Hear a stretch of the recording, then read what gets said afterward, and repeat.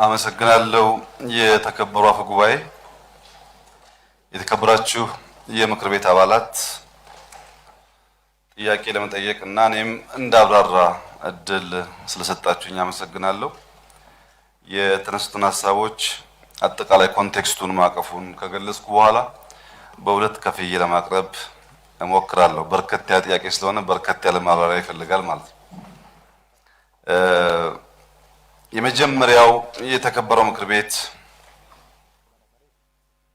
ከግምት ሊያስገባና የእይታ መነጽሩን ሊያስተካክል የሚገባው ባለፉት 4 ዓመታት ቀደም ሲል ከነበረው ጊዜ በተለየ ሁኔታ የገጠሙንን ከበድ ያሉ ሰው ሰራሽና የተፈጥሮ ፈተናዎች መልሶ ማስታወስ ያስፈልጋል።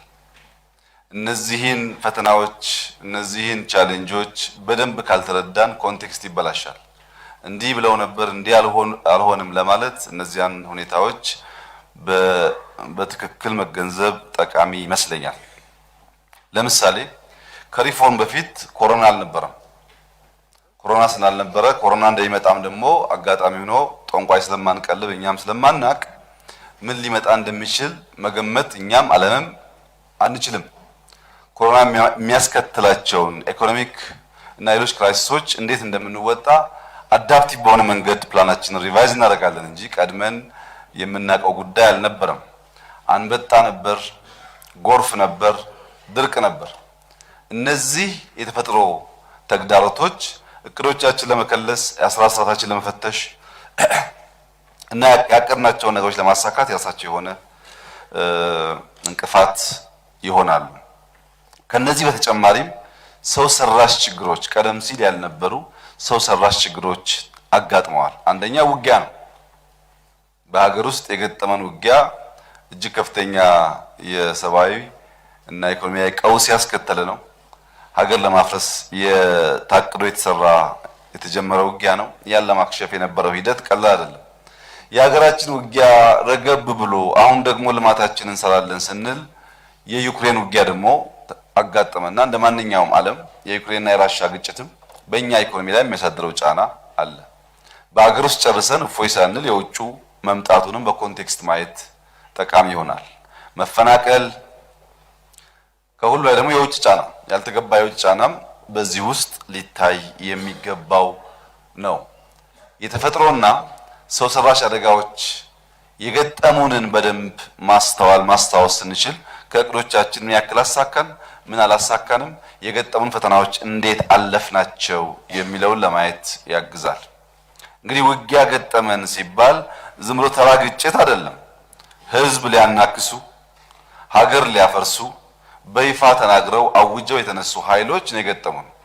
ህዝብ አታናክሱ፣ አገር አታፍርሱ የሚለው የመከላከል ውጊያ እንዲሁ አንዳንዶች በቀላል እንደሚያነሱት የሚታይ ሳይሆን ሀገርን ከማፍረስ የታደገ ዘመቻ ነበር። ኢትዮጵያ አበቃላት የሚለውን በርካቶች በተናገሩበት አፋቸው ነገር ተቀልብሷል እንዲሉ ማድረግ ያስቻለ ሁኔታ ነው። የነዚህ ሰዎች ዓላማ ኢትዮጵያ የሚባለውን የከበረ ስም ታሪክ ማድረግ ነው። ይህ ስም ከነክብሩ እንዳይዘልቅ የማድረግ ፍላጎት ነው። ይህንን ስም ለማጥፋት አስፈላጊውን መስዋዕትነት እንከፍላለን ብሎ በግልጽ ያወጁ ኃይሎች ናቸው። ከነዚህ ጋር የገጠምነው ጦርነት ኢትዮጵያ አትፈርስም ነው።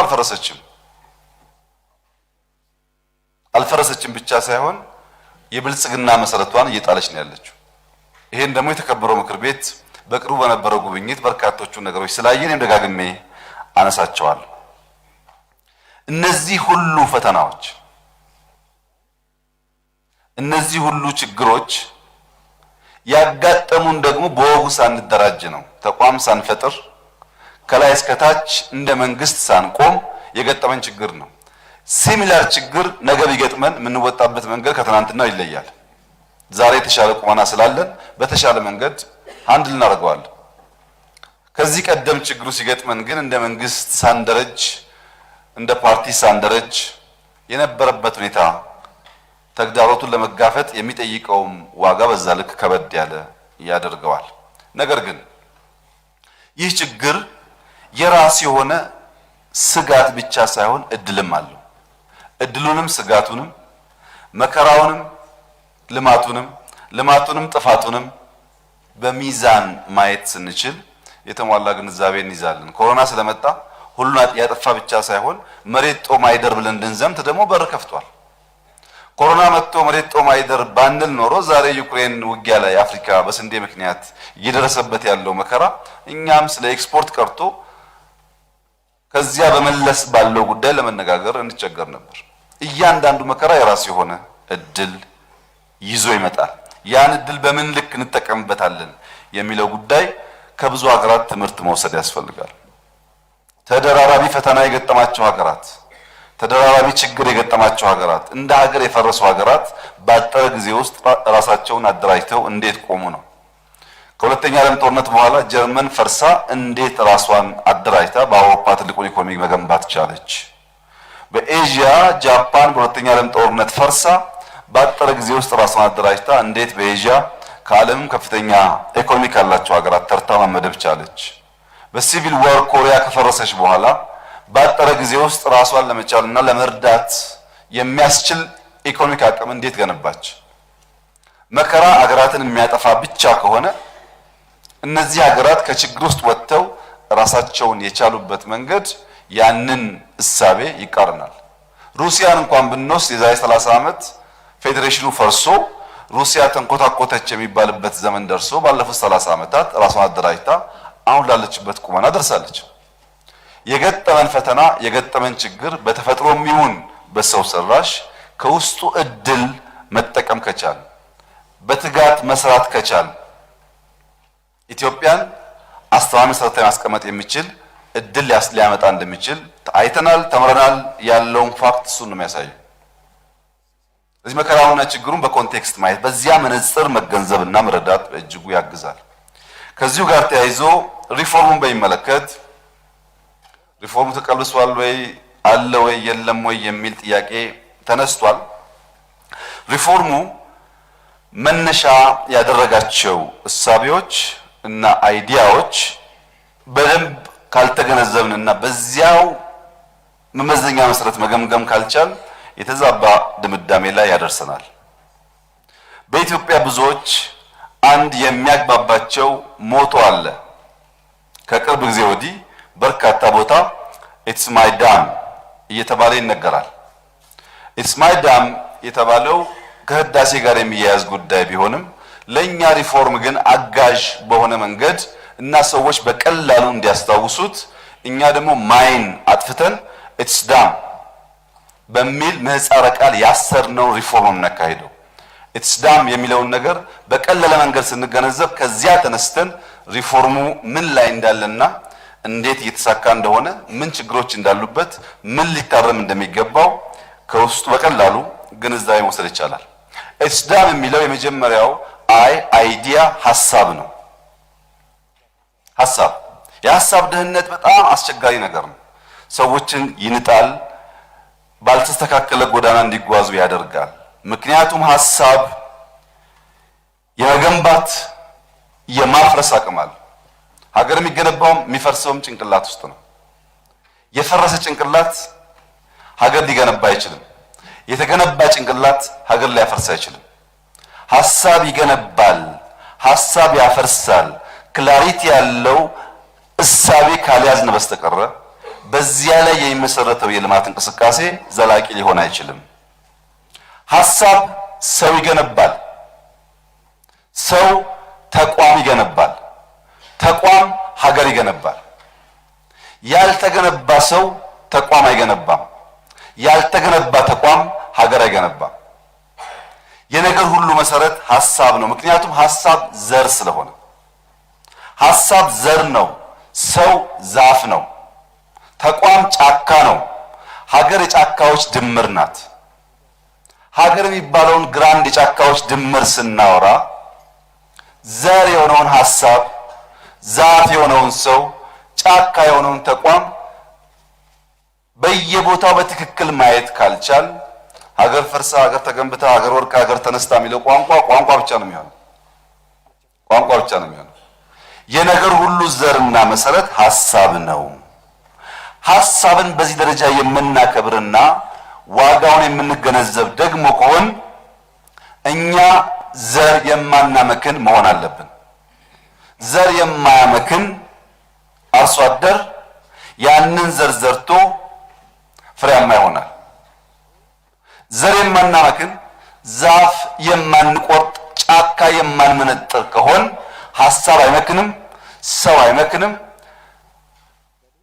ተቋም እንደ ተቋም ደግሞ የፈረሰና ከፖለቲካ ጋር የሚሄድ ይመጣ አይሆንም።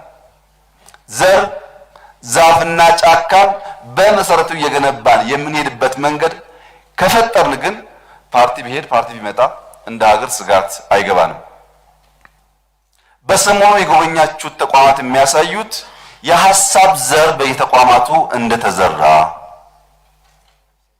ዛፍ እየተተከለ መሆኑን ሰው የሚባለው ዛፍ በየተቋማት እየተፈጠረ መሆኑን ይህ ዛፍ ተደምሮ ደግሞ ጫካ የተሰኘ ተቋም እየገነባን መሆኑን ጅማሮ ነው። ይህን አሰናስለን ሀገር ልናቆም ሀገር ልናስቀጥል የሚያስችል መሰረታዊ ስራ እየሰራ መሆኑን ያመለክታል። ይህ ባይሆንስ ሐሳብ ዋጋ እንዳለው ባንገነዘብስ ሐሳብ ዘር መሆኑን መሰረት መሆኑን ባንገነዘብስ ያ ደግሞ ወፍ ዘራሽ አረም ይሆናል። ጫካው ተቋሙ ሀገሩ ወፍ ዘራሽ አረም ይሆናል ወይም በረሃ ይሆናል፣ የተመነጠረ ይሆናል። በሐሳብ ላይ ስንግባባና ሐሳብ ስናደረጅ ቅድም ለጠቀስኳቸው ሀገሮች ሳንቸገር ወደሚቀጥለው ደረጃ ለመጓዝ እድል እናገኛለን። እስካሁን ያወራሁት አይዲያ ሐሳብ የሚለውን ነው። ቀጥሎ ያለው ታይም ነው፣ ጊዜ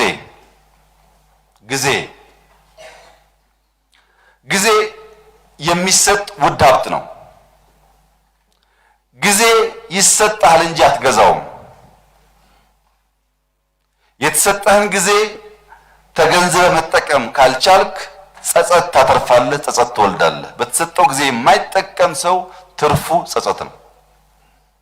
ጊዜ ሲባል ወደ መንግስት፣ ወደ ፓርላማ፣ ወደ ሚዲያ እጅ የሚቀሰርበት ሳይሆን እያንዳንዱ ሰው የጊዜን ዋጋና ምንነት እንዲሁም አጠቃቀም በቀለለ መንገድ መገንዘብ አለበት። ለምሳሌ እዚህ ያላችሁ የተከበራችሁ የምክር ቤት አባላት በቸርነትና በደግነት ሰጪው 90 ዓመት ለእያንዳንዳችሁ ቢሰጣችሁ 90 ዓመት የተሰኘ ጊዜ ቢሰጣችሁ ከዚህ ውስጥ 30 ዓመት በእንቅልፍ ነው የሚያልቀው።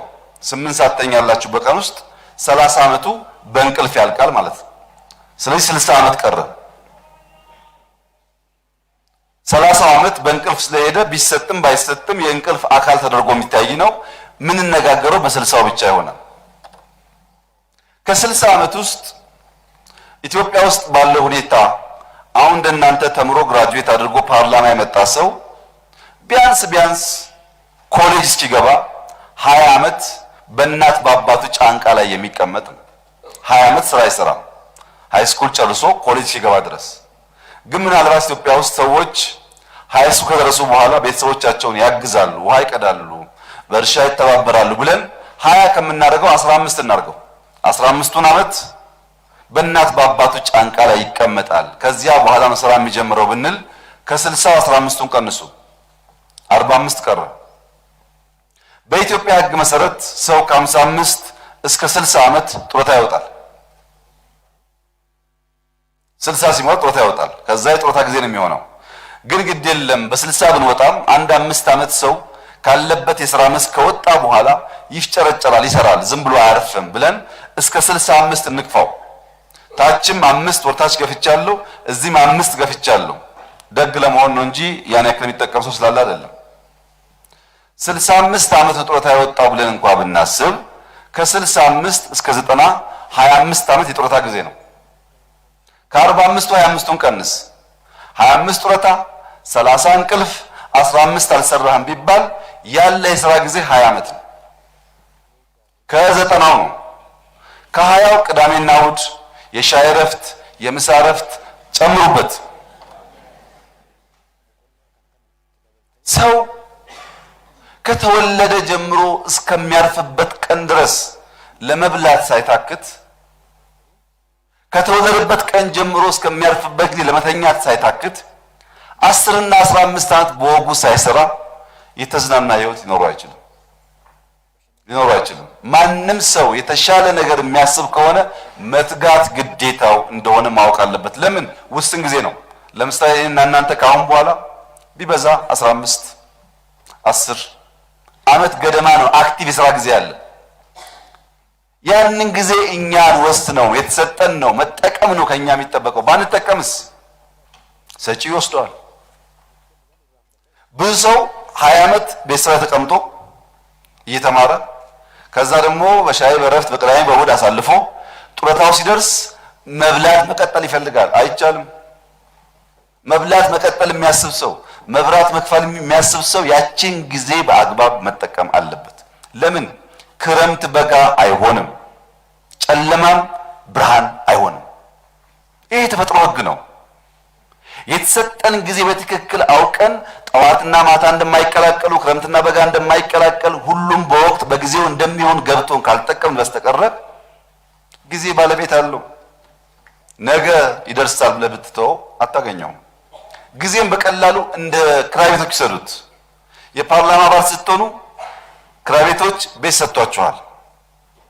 ልክ 5 ዓመት አገልግላችሁ ማትቀጥሉ ከሆነ በልቤቱን ልቀቅ ይልሃል የክራይ ቤቶች። ጊዜ እንደሱ ነው። ይሰጣሃል፣ ትኖርበታለህ፣ ሲያልቅ ይወሰድብሃል። ሌብነቱን፣ ስራውን፣ ፕሮጀክቱን፣ ልማቱን፣ ውጤቱን ከጊዜ አንጻር ማየት ነው። እያንዳንዱ ሰው የተሰጠችውን ውስን ጊዜ ምን ያክል እየተጠቀምኩበት ነው ብሎ ማሰብ አለበት። ከጊዜ ባልተናነሰ ሶስተኛው ሐሳብ ስፔስ ነው፣ ቦታ። ብዙ ጊዜ ሰዎች ለጊዜ ከበድ ያለ ነገር ሰጥተው ለስፔስ ዝቅ ያለ ቦታ ይሰጣሉ። ሰው ግን የጊዜ ብቻ ሳይሆን የቦታ እስረኛ ነው። ሰው የጊዜ ብቻ ሳይሆን የቦታ እስረኛ ነው። ሰውን ከቦታ ውጭ ነጥሎ ማየት አይቻልም። ሁሉ ነገር የሰው እንቅስቃሴ በቦታ ውስጥ ያለ ነው። ለምሳሌ አልጋ ሰው የሚተኛበት ቦታ ነው፣ ስፔስ ነው። ቤት ሰው የሚኖርበት ስፔስ ነው። ትምህርት ቤት ሰው የሚማርበት ስፔስ ነው። ቸርች፣ መስጂድ ሰው የሚያመልክበት ስፔስ ነው። መንገድ ሰው የሚጓዝበት ስፔስ ነው። የእርሻ ማሳ የሚያርስበት ስፔስ ነው።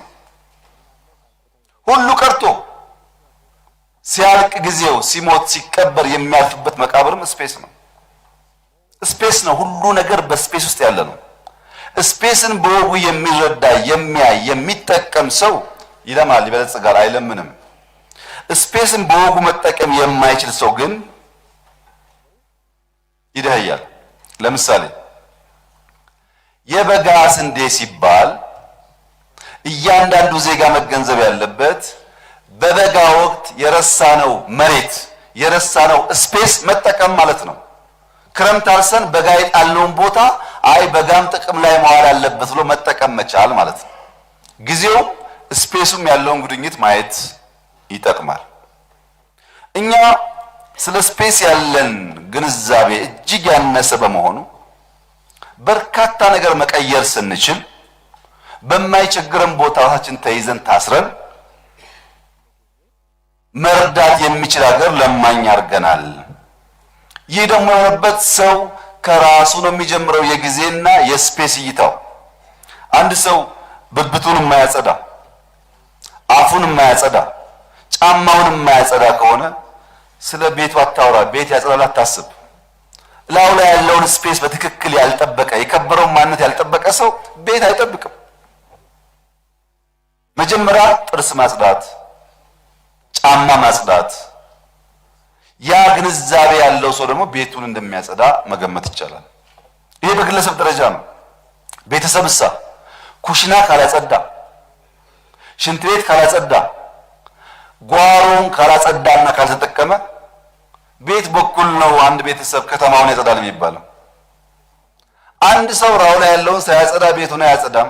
አንድ ቤተሰብ 5 6 10 ቤተሰብ በጋራ የሚኖር በጋራ የሚጠቀምበትን ኩሽና ሽንት ቤት ካላጸዳ ከተማውን አያጸዳም። አንድ መንደርተኛ፣ አንድ ሰፈርተኛ፣ አንድ ጎረቤት ደግሞ ኔበርሁድ የሚባለው ደግሞ ሰፈሩን በትብብር ካላጸዳና ካልተጠቀመ ሀገሩን ሊያለማ አይችልም። ሀገሩንም አያውቀውም እኮ ከእናንተ መካከል ኢትዮጵያን ከጫፍ ጫፍ የሚያክሰንት ሰው አለ? 5 ሰው የለም። አናቅም እኮ ሀገራችንን በወጉ። ሰው ሰፈሩን ሳያጸዳ ሰፈሩን ሳያስተካክል ሀገሩን ያጸዳል ማለት ዘበት ነው። ቤተሰብ በቤት በጋራ የሚጠቀምበትን ከባቢ ሳይጠቀም ከተማውን ያጸዳል የሚለው ነገር ዘበት ነው። ስፔስ ላይ ያለን ግንዛቤ ልክ እንደ ጊዜው ግልጥ ያለ ታወቀ ካልሆነ በስተቀር ልማት ችግር ነው። ለዚህ ነው እንግዲህ በርካታ ኢትዮጵያውያን አዲስ አበባ የጠበበን፣ ሶፍ ዑመር የተረሳው፣ ላሊበላ ያረጀው፣ ኮይሻ የተዘነጋው ስለ ስፔስ ያለን ግምት እጅግ ውስን ስለሆነ ነው። አይገባንም ስፔስ። በቅርቡ እዚሁ አዲስ አበባ አካባቢ ቦታ ስናፈላልግ ለአንዳንድ ጉዳይ የሆነ የሚገርም ቦታ አየን። መኪና አይገባበትም ቦታው፣ በእግር ነበር የምንሄደው እና እኔም ከኔ ጋር የነበሩ ሰዎች ደነገጥን። እንደዚያ ያለ ከፍታ፣ እንደዚያ ያለ የሚያምር ቦታ አዲስ አበባን ቁልጭ አድርጎ የሚያሳይ ልክ እኔ እንደማያችሁ የሚያሳይ ቦታ በዚህ ከባቢ አለ ብለን አስበን አናውቅም። ስለ እንጦጦ እያወራሁ አይደለም። ለማንኛውም ይሄ ቦታ ብዙዎች ሊዝናኑበት የሚችሉት በጣም በጣም ምርጥ ቪው ያለ ስለሆነ ብለን ኮብልስቶን ሰርተን እያዘጋጀን ነው። በሚቀጥለው ሳምንት ታዩታላችሁ።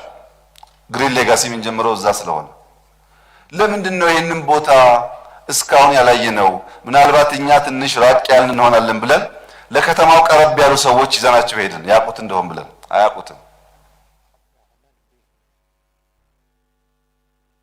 ለስፔስ ለታይም ያለን ለሐሳብ ያለን ግምት እጅግ ውስን ስለሆነ እንደተባለው ነው። ችግር ስንተነትን እንኖራለን። መፍትሄ የሚባል ነገር የለም። ኢትስ ያልነው አይዲያ ታይም እና ስፔስ ነው። ዳም ያልነው ዲዩቲ እና ሞራል ነው። ዲዩቲ ሲባል ስራ ሲባል መድከም አይደለም። 8 ሰዓት ቢሮ ቆይቼ መጣሁ ደከመኝ አይደለም። ከሰራህ ፍሬ ማፍራት አለበት፣ ውጤት መታየት አለበት። ከጀመርክ መጨረስ አለብህ። ህዳሴ ጀምሬያለሁ፣ ስኳር ጀምሬያለሁ ሳይሆን ማለቅ አለበት። መጀመርና መጨረስ መድከምና በመድከም ልክ ፍሬ ማፍራት የሚያስችል ስራ ማለት ነው። ለምን የሚሰራ ሰው አይለምንም፣ ያካፍላል። የሚሰራ በስራ እንደሚጠቀም እንደሚያገኝ የሚያክሰው አርሶ አደርም ቢሆን ከማሳው ያካፍላል እንጂ አይለምንም። የሚሰራ ሰው አያባክንም፣ ዝም ብሎ አይረጭም። እንዴት ደክሞ እንዳመጣው ስለሚያውቅ ይቆጥባል። የሚሰራ ሰው የእጦት ጭንቅላት የለውም። በስራ ውስጥ ኢኖቬተር ፈጣሪ ስለሆነ የተትረፈረፈ ሐሳብ ነው ያለው፣ የማካፈል ሐሳብ ነው ያለው፣ የመስጠት የማጋራት ሐሳብ ነው ያለው። ከዚህ ሐሳብ የተነሳም በሰላም መኖር ይችላል። ስራ እንደኛ በደህንነት ላሉና ልመና እንደተለማመዱ ሀገራት እጅግ ወሳኝ ነገር ነው። ከስራ አንጻር ሁላችን መገንዘብ ያለብን ምድር ለሚሰራ ሰው ክብርን፣ ለሚያወራ ሰው ችግርን፣ ለሚበላ ሰው መቃብርን አትነፍግም። ከበላህ የሆነ ጊዜ ስትሞት ትሰጥሃለች ቦታ፣ አትከለክልህም። ምድር ደግ ናት። ካወራህም ችግር ታስታቅፍሃለች፣ በወሬ ችግር እንጂ ውጤት ስለማይመጣ። ከሰራህም ታከብርሃለች። የሚሰሩ ሰዎች ጠዋት ቢወቀሱ ጠዋት ቢነቀፉ ማታ ሞገስና ክብር ይጠብቃቸዋል። ስትሰራ አሁን ያለውን ጫቃታ ሳይሆን ነገ ይመጣውን ክብር እያሰብክ መሆን አለበት። የጠዋት ወቀሳ የማታ ሞገስና ክብር ስለሚያመጣ እስቲ እኛ ውስጥ ኢትዮጵያ ውስጥ የማይሰራ አይብላ ቢባል ከ100 ሚሊዮን ስንት ሰው ይበላል ብላችሁ ታስባላችሁ? የማይሰራ ሰው እንዳይበላ ብላችሁ አዋጅ ብታወጡ፣ ህግ ብታወጡ ይሄ ትንሽ ይከብዳል። እናንተንም ምናልባት ላይመር ስለሚችል የማይሰራ ይቅርና ተክቶ የማይሰራ ሰው 40 ጅራፍ ይገረፍ ይባል። ከዚህ ውስጥ ስንት ሰው ሳይገረፍ የሚወጣው ነው ጥያቄ። ህግ አወጣችሁ፣ በቃ ካልሰራ አትብላ፣ እሱም ከባድ ስለሆነ ግድ የለም ትንሽ ትንሽ ቅመስ፣ ግን 40 ጅራፍ ትገረፋለህ ብትሉ ከ100 ሚሊዮን ስንት ሰው እንደሚተርፍ እናንተው አስቡበት። ወገኖቼ መስራት አለብን። በስራ ብቻ ለውጥ የሚወጣው 7 ቀን ነው እኛ የምንሰራው። 3 እና 4 ሰዓት እየተኛ ነው እኛ የምንሰራው። ለምን? ውጤት ፍሬ ስለምንፈልግ። ቅድም አንድ ወንድሜ በመግቢያ ንግግሮ ብሎ ያነሱትን ጉዳይ በኋላ መጣበታለሁ። በጣም የረሳኋቸውን ቁም ነገሮች ስላስታወሱኝ። ለምሳሌ የወሰን ጉዳይ ይመለሳል ብለው ነበር አሉ። እንዴት እንደረሱ አላውቅም። ሲዳማ የራሱን ክልል እንዳወጀ፣ እንዴት ምዕራብ በሰላማዊ መንገድ የራሱን ክልል እንዳወጀ እንዴት ማስታወስ እንዳልቻለው አልገባኝ። እሱ ማለት እኮ ነው የወሰን ጉዳይ ሲባል የህዝቦች ጥያቄ ህጋዊ በሆነና ሰላማዊ በሆነ መንገድ በህዝቦች ድምጽ ምላሽ መስጠት መቻል ማለት ነው። የመጨረሻው ሞራል አይዲያ፣ ታይም፣ ስፔስ፣ ዲዩቲ ኤንድ ሞራል ኢትስ ዳን ያልኳችሁ እሱ ነው። ሞራል በተለይ ሌብነት፣ የተከበሩ የምክር ቤት አባል ከሌብነት ጋር ተያይዞ ጥያቄ አንስተዋል። ሌብነት ቅድም ያነሳቸውን ነገሮች ሁሉ የሚያፈርስ ካንሰር ነው፣ ነቀርሳ።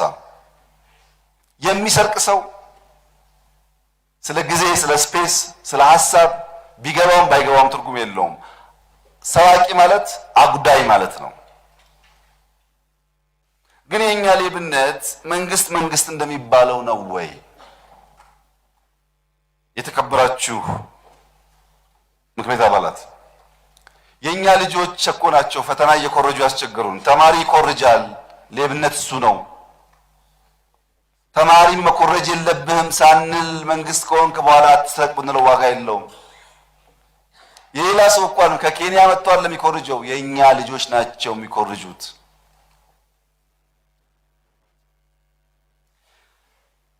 ሰራተኛ ብሎ መንግስት ቀጥሮ በሌላው ሀብት የተቀጠረው ሲቪል ሰርቫንት አብዛኛው ጊዜውን ቅድም ካልኳችሁ በጣም ውስን ጊዜ ውስጥ የሚያጠፋው ዩቲዩብ ላይ ነው።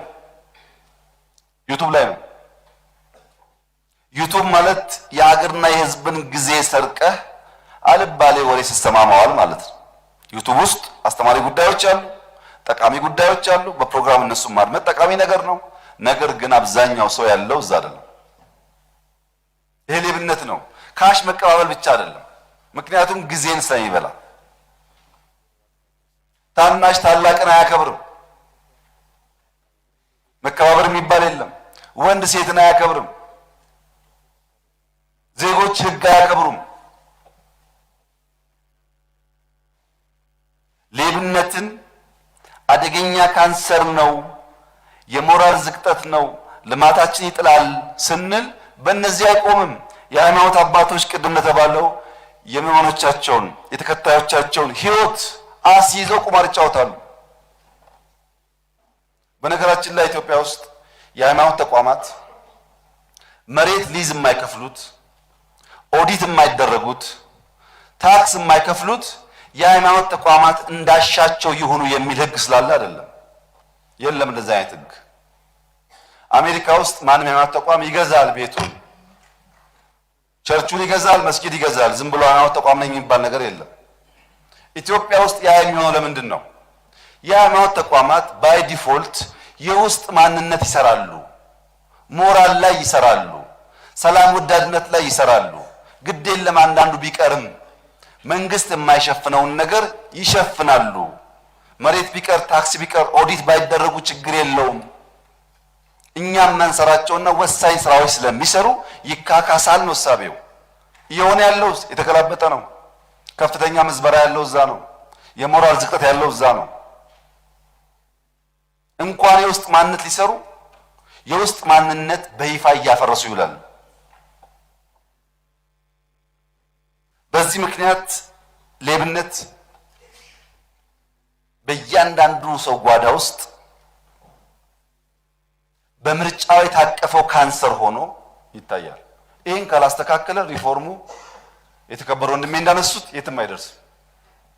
አይዲያ ላይ የጠራ አይዲያ አለን፣ የጠራ ግንዛቤ አለን። ሁላችሁ እንደምታውቁት ታይም በሚመለከት እንዳልኩት ነው። 7 ቀን ነው የምንሮጠው ውጤት ለማምጣት። ስፔስ በሚመለከት የምንዞረው የምናየው ኢትዮጵያ ውስጥ ያሉ ሀብቶች ለማውጣት ነው። በስራ መቼም አንታማም። በስራ የሚያሙን ሰዎች ካሉ ስራ የማያውቁ ብቻ ናቸው።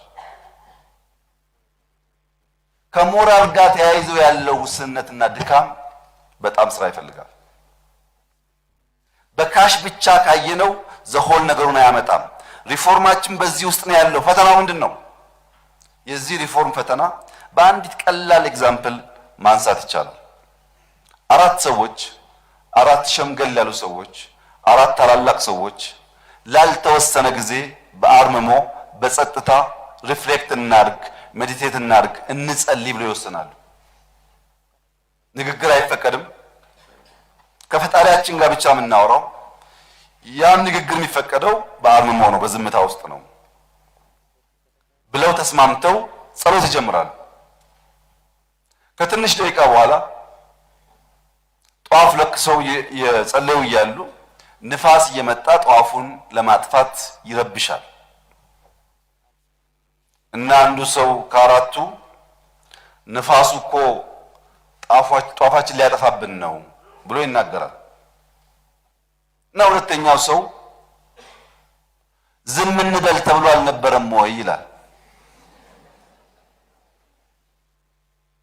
ሶስተኛው ሰው እናንተ ሁለት ሰዎች በጠበጣችሁ ለምን ትናገራላችሁ ይላል። አራተኛው ሰው ደግሞ ዋው እኔ ብቻ ቃሌን ጠበቅኩ ይላል። የመጀመሪያው ንፋሱ ጧፉን ሊያጠፋብን ነው ያለው ሰው የተፈጥሮን ቻሌንጅ መቋቋም የማይችል ነው። ተፈጥሮ የሚሰጠውን ፈተና ተቋቁሞ ቅድም ለገባለት ዋና ግብና ዓላማ መቆም የማይችል ነው። ምክንያት የሚፈልግ ማለት ነው። ሁለተኛው ደግሞ ዝም እንበል ብለን አልነበረም ወይ የሚለው ሰው ከዋና ዓላማው ከጸሎቱ ከስምምነቱ በላይ ሕግ ያስጨንቀዋል። ዝም እንበል የተባለበት ዋናው ምክንያት ለጸሎት ነው። እሱን ረስቶት ዝም እንበል የተባለው ስምምነት ተጣሰ ይላል። የሚያስጨንቀው ሕግ ነው። ሶስተኛው ደግሞ ሰው ዝም አትሉም ወይ ያላቸው ትዕግስት የለውም። መታገስ አይችልም ብቻ ሳይሆን በሰዎች ይሰናከላል። ለምሳሌ ሪፎርሙ እንደዚህ ሆነ ብለው ሰዎች የሚያቆሙ ይመስላቸዋል። አንቆምም፣ እኛ የጀመርንበት እናውቃለን፣ የምንደርስበት እናውቃለን። በሰዎች ንግግር የሚሰናከል ሰው ማን? ሶስተኛው። አራተኛው በሰራው ስራ ሳይሆን በራሱ ውጤት ሳይሆን በሰዎች ስህተት አንደኛ መሆን የሚፈልግ ማለት ነው። ያው እኮ አንድ ደቂቃ ናት። ጧፉ ሊጠፋብን ነው አለ፣ ዝም እንበል ተብሏል አለ፣ ዝም አትሉም ወይ አለ፣ እኔ ጠበቅኩ አለ።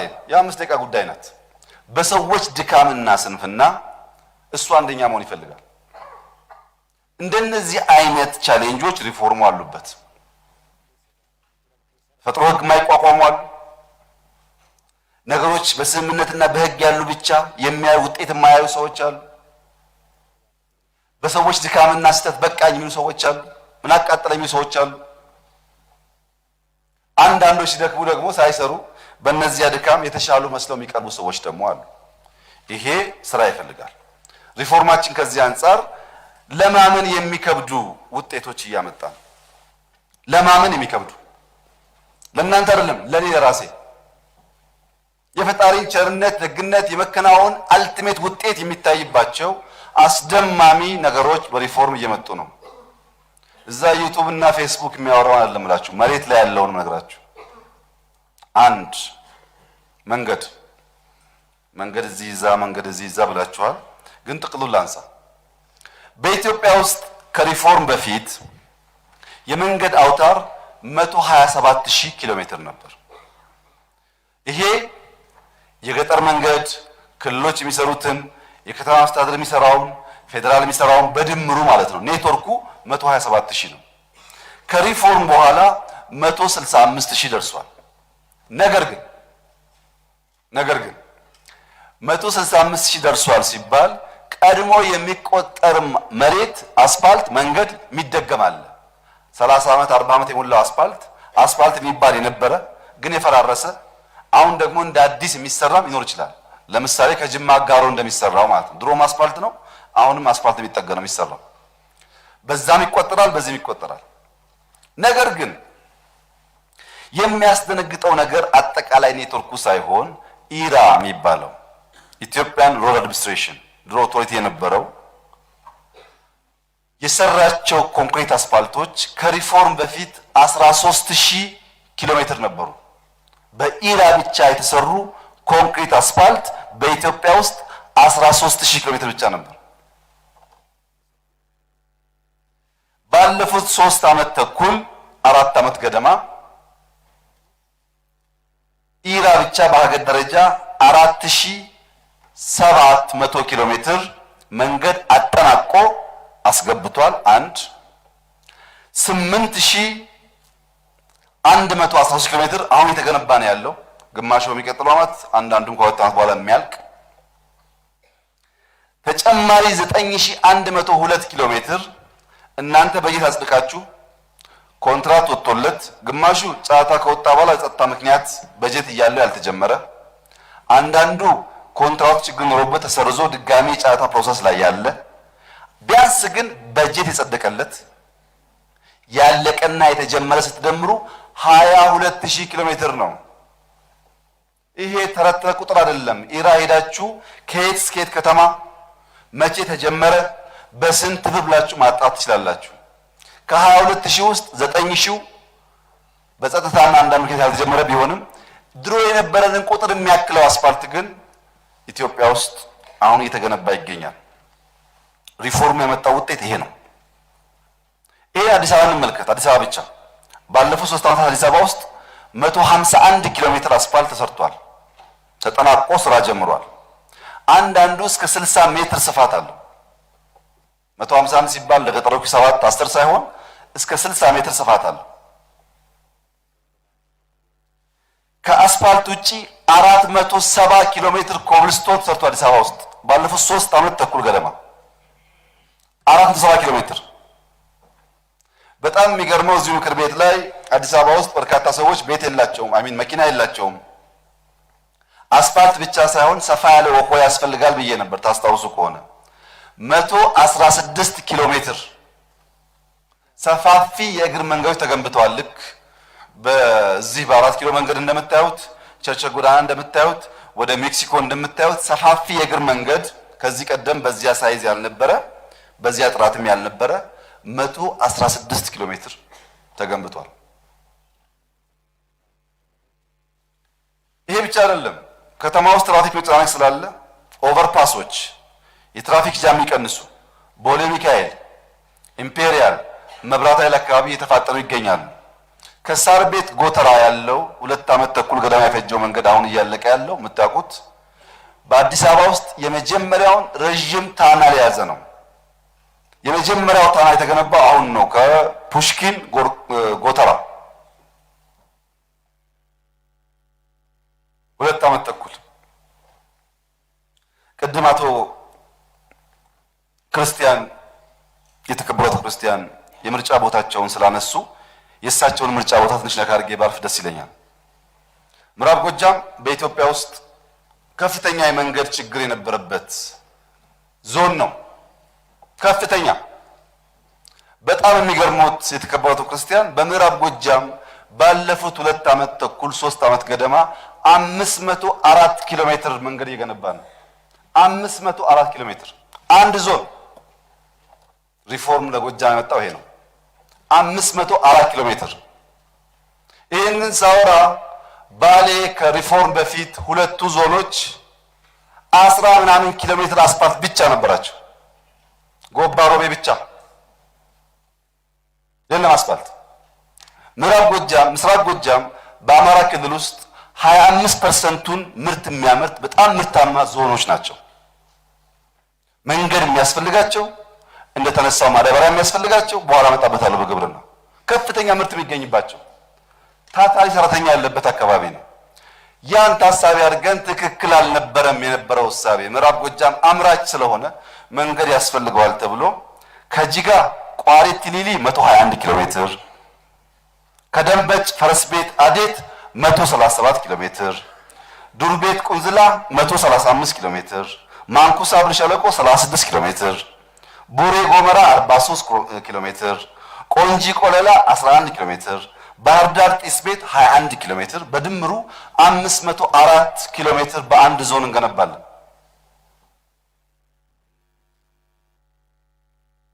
በነገራችን ላይ እነዚህ መንገዶች ሲገነቡ አንደኛ ያስቀረመ ጉዳይ ሽሮ ፈሰስ የሚባል ይቆም ነው።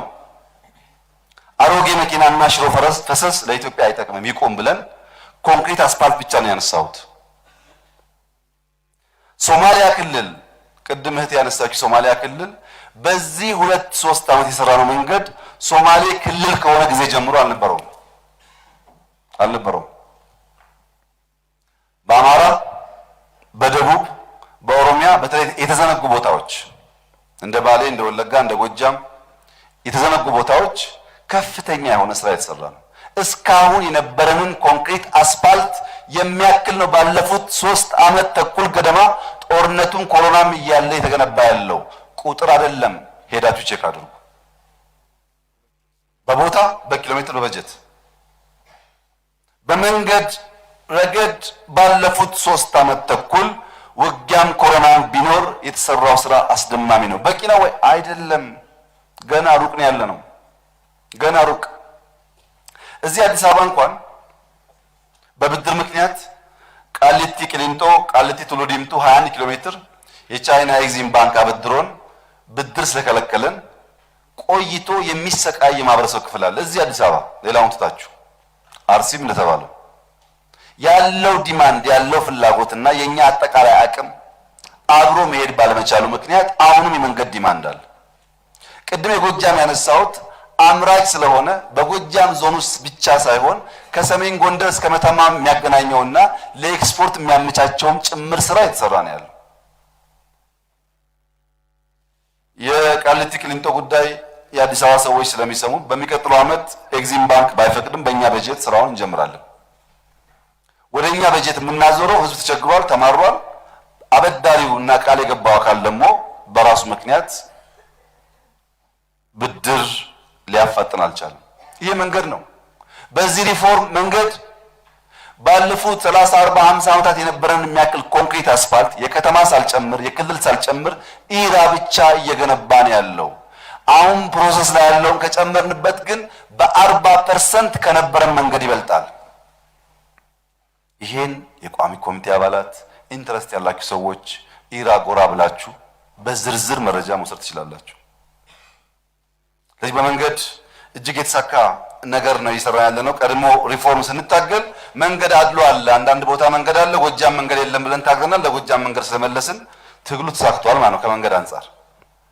ሁለተኛው አየር መንገድ ነው።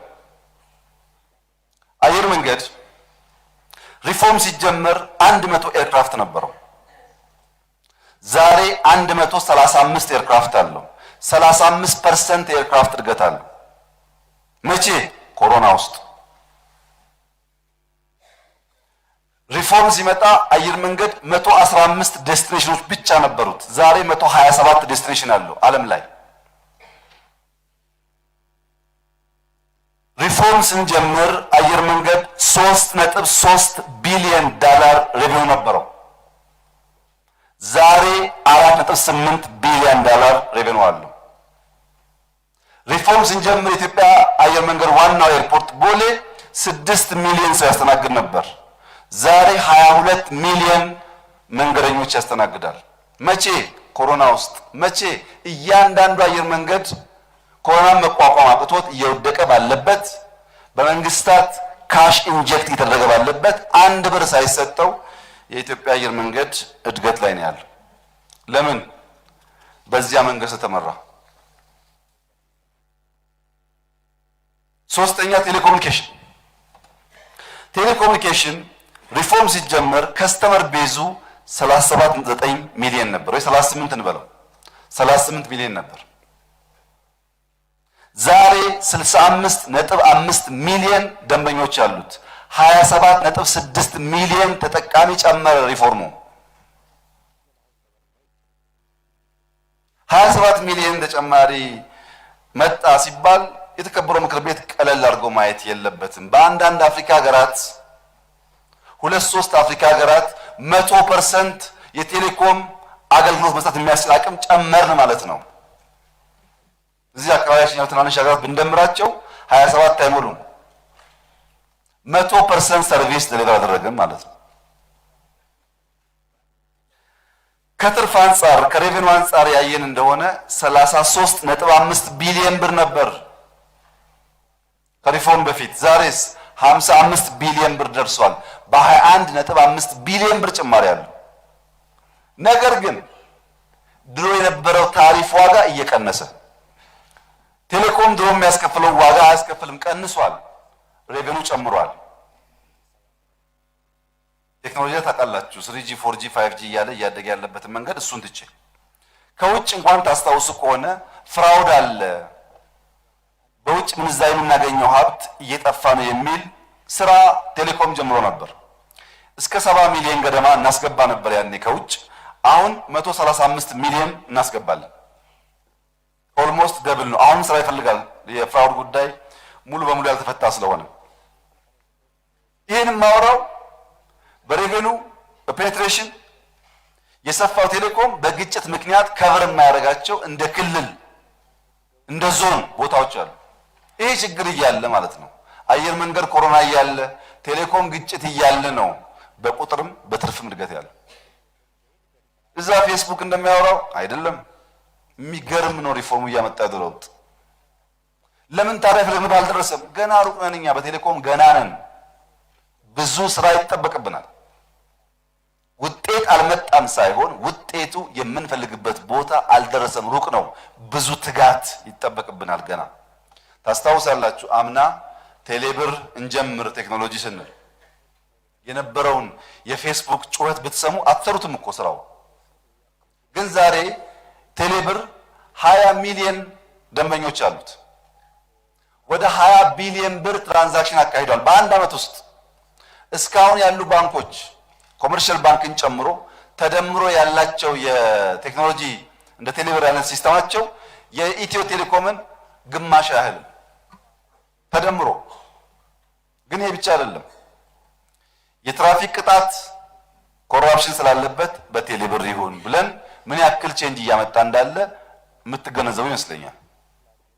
አሁን ከላይሰንስ ጋር ከትሬድ ላይሰንስ ጋር የሚያያዝ አብዛኛውን ቴሌብር ያስገባን ነው። ታክስ ሰው እንዳይሰለፍ ቴሌብር ያስገባን ነው። አብዛኛው ሰርቪስ ወደ ቴሌብር ሲገባ አንደኛ ኮራፕሽን ይቀንሳል፣ ሰርቪስ ይሳለጣል፣ ሰዎች አይንገላቱም፣ ቤት ተቀምጠው ስራቸው ይሰራሉ።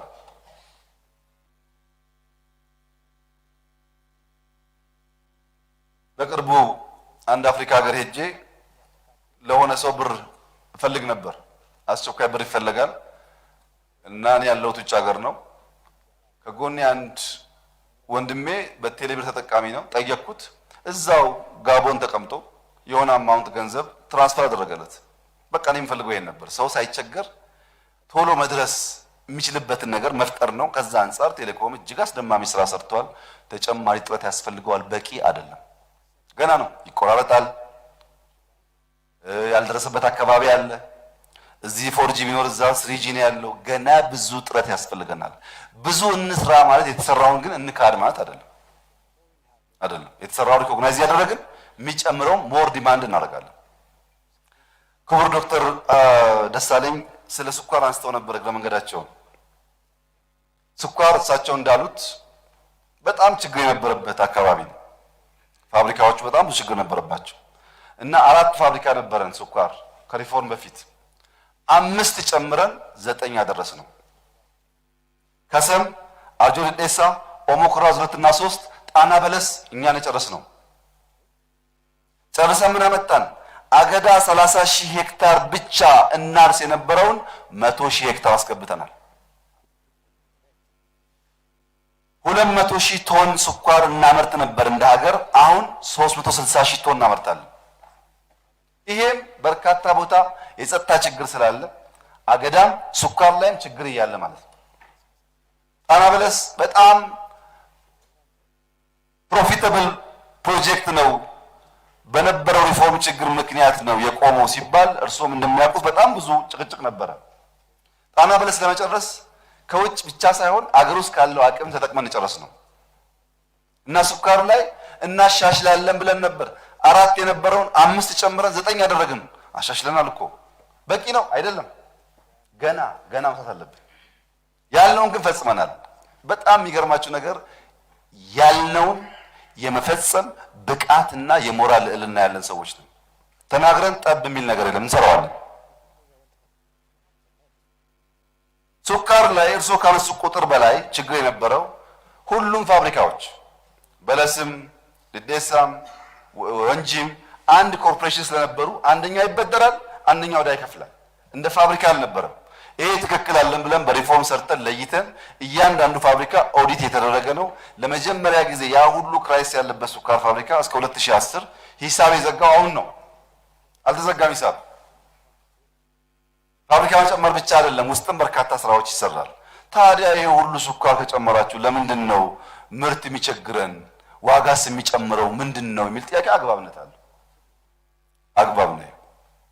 ምክንያቱም የኛ ዲማንድ እያደገ ነው። የሁለት የተከበሩ የምክር ቤት አባል ድሮ እኔ አገር ቤት እያለው 95-6% ቡና በጨው እንጠጣ ነበር። አሁን የለም። እሱ ብቻ አይደለም። እርሶም እንደሚያውቁት ኢትዮጵያ ውስጥ ጠላ ጣዕሙ ራሱ ከጥፍጥና የተለየ ነበር። አሁን ጠላ በስኳር ሆኗል እንደምታውቁት። ዲማንድ በጣም ጨምሯል። ሰዎች ሱካር የመጠቀም ነገራቸው ጨምሯል። በሁሉ ምግባችን ውስጥ ሱካር እየገባ ነው። ዲማንድ አድጎ ያመረትነው ምርት ግን አብሮ እኩል ማደግ አልቻለም። ምርታችንና ዲማንዳችን ለየቅል ሆነ። ለዚህ መሆን አለበት የቀረው ፋብሪካ መግባት አለበት። ሞር ማረስ አለብን። ሞር ማምረት አለብን። ፕሮዳክቲቭ መሆን አለብን። በዚህ ጉዳይ ከእርሶ ጋር ብስማማም በተገባው ቃል መሰረት ግን በጣም በርካታ ስራ ከተሰራባቸው ሴክተሮች አንዱ ሱካር። ይገርሞታል ድሮ በየወረዳው ሲሄዱ የኑግ የተልባ ዘይት የሚጨምቁ ግመሎች ማየት ብርቅ አልነበረም። ታውቃላችሁ፣ ገጠር ስትወጡ በየመንደሩ ሰው በግመል የሚሽከረከር የተልባ ወይም የኑግ ዘይት ይታይ ነበር ኢትዮጵያ ውስጥ። ታውቃላችሁ፣ አብዛኛዎቻችሁ ከገጠር ነው የመጣችሁት ብዬ አስባለሁ። አሁን የለም፣ እየቀረ ነው።